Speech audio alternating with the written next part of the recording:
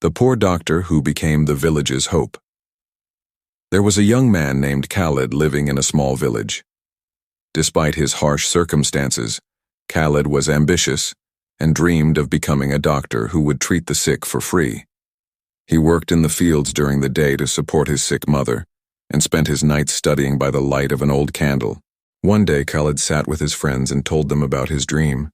They mocked him, and one of them said, "You don't even have enough money for food.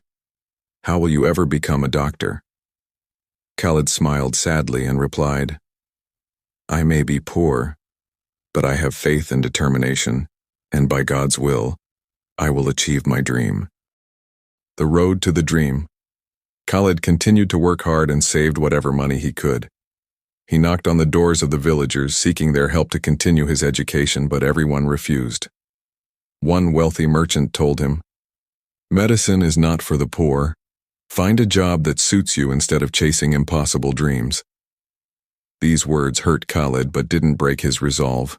He decided to leave for the big city to work and continue his studies. Struggles in the city. In the city, Khalid faced many hardships. He worked in bakeries during the day and on construction sites at night, attending university, exhausted but motivated.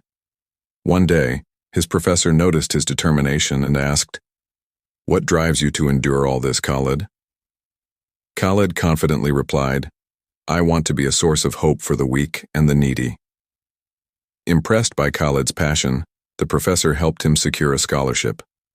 After years of struggle, Khalid became a skilled and compassionate doctor, known for his kindness toward patients. Returning to the village, Khalid decided to return to his village to fulfill his dream of helping its people. When he arrived, he was surprised to see that nothing had changed.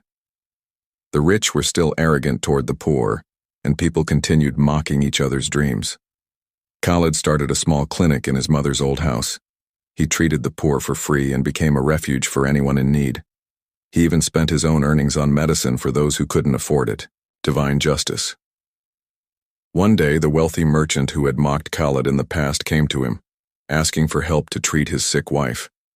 The merchant had lost his fortune after his business went bankrupt and could find no one to assist him.